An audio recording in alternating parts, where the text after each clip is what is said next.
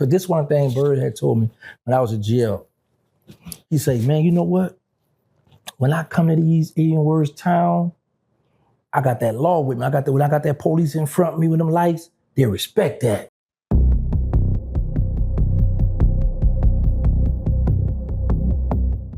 Personally, I feel the same way because I feel like it wouldn't be this far. If Gucci was really a street nigga like that, why is he connected to a real fucking federal police officer and feel comfortable around him? Okay, now to Gucci's defense, I would feel more comfortable being around a real federal police officer for number one, Gucci's a convicted felon.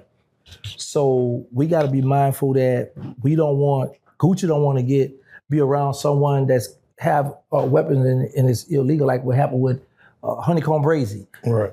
So now the next thing is, I don't believe that Gucci is doing nothing illegal for selling drugs and all that. So if you were if you were an FBI agent or worked with them or either cooperate, whatever you did, but you legally tote this gun, then it's cool for me. Like I always tell females I be around, like, you got a license? Yeah, I gotta go try to get a security license. So if something happen, just hand me the gun, let me work, I'm gonna hand it back to you. You know what I'm saying? But for the most part, we gonna cut that out. We don't want them to. Nah, that's okay. It's all hypothetical. Like that. We don't try that. It's all hypothetical.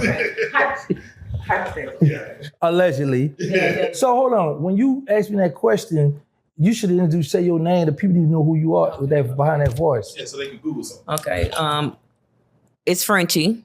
You know. Frenchie.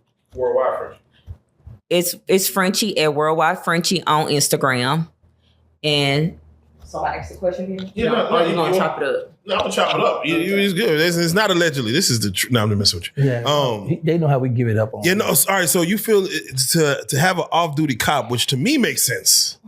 As Gucci man, I would hire an off-duty cop, but you're right. You are hiring the police. You are working with the police. You are literally hiring the police to watch. No, let me show y'all something. Let me tell you why I disagree with that. Because this one thing Bird had told me when I was in jail. He said, man, you know what? When I come to these Indian Words town, I got that law with me. When I got that police in front of me with them lights, they respect that. I said, yeah. He said, yeah, man. So I had a police. I don't need to hire none of these security who gonna run on it. I know they scared of them blue lights. So I don't look at it as you work with the police. I look at it like this person here to protect you, or he's here to scare the people off. Well, I do know that it's a lot of certified security people, that can do the same damn thing. So, but me personally, I'm not in the streets, but I do feel like a lot of people are looking at that.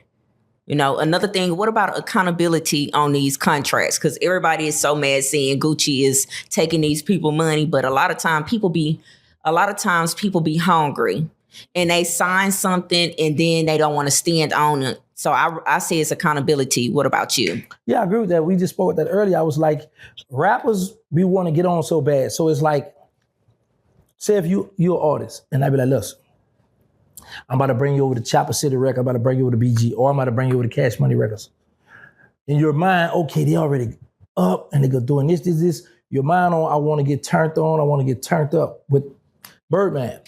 So you're not worried about the contract at the time, you're just worried about all the hype, all the stuff that's going on with you. So they give you the jewelry, you're doing shows, you got people around, you got your stacks of money, how y'all do on Instagram.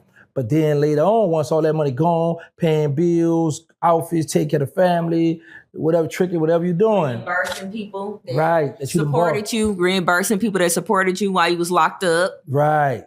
So now once all that's gone, then you go to realize, like, hold on. The label made 20 million and I only got 100,000. How is this? So they give you that contract, you got to get the lawyers to read it. Understand? Like what I did. Thoroughly. Like I got a label. And it's called My Favorite Artist. I started in prison. I must have had an app. Well, let me tell you how I learned about these apps. So talk to him. I'm in a hole. So I was like, this is the time when Drake and Meek Mills was beefing. Meek Mill was taking too long to answer Drake back. So I was like, oh, you know what? So I'm in the cell, just coming up with, I said, that's what I'm gonna do. I wanted to create this. I wanted to be a game, like the Pac-Man machine, because I didn't know about apps when I got locked up now. They didn't have all this, you could see each other and all this, you had beepers and prime code cell phones. So I was going on a new page, I was designing this machine, this game to be able to get all your artist songs, and you could redo a song from your artist songs already, put a song together for them. Because I was like, Meek Mill fan could have made their own diss song and diss Drake back. And I wanted to do this. So the guy was like, man, do an app. I'm like, what are you talking about, an app? I don't know about no app. I don't know about that app. Don't sound right. I need the game. I need the physical game. So the guys was breaking down to me, what the apps are, what was going on with that. And but I come home, I contacted people. So I did the record label. That's where I was at. So I started my record label, my favorite artist. I got the logo, everything. But what I do with the artists, I was like, you know what? I'm gonna do a contract where we're gonna be 50-50. Yeah, there you go. And you can keep all your publishing. That's yours. I don't care about the publishing. That's real. No, that's crazy. Yeah, so I got a song, but you know what's crazy? I stopped messing with the artists. I put like 10,000 in getting a feature for this artist. And I had started going to different clubs around here, and everybody was rocking with it. They still like the song, so me and the artist just fell out. So it was another artist that I had got with, gave him the contract, he lets people to look over it. People couldn't believe the contract because it's like 50-50. It doesn't make sense. Keep 100% Like, how do you win? publishing. Yeah, right. Well, I'm winning because once we put the song out, we're gonna be 50-50.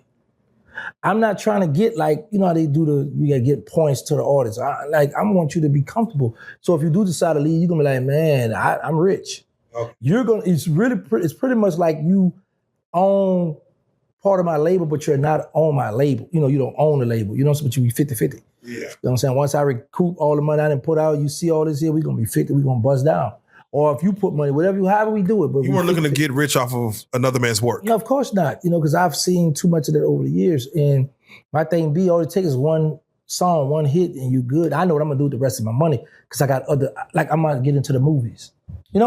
How much money for you will make you good? I remember I was watching a show called Breaking Bad where he got into the meth game and he had an exact dollar amount. Yeah, I saw that. Yeah, of what he's like, I'm gonna get in, I'm gonna get this amount and I'm good.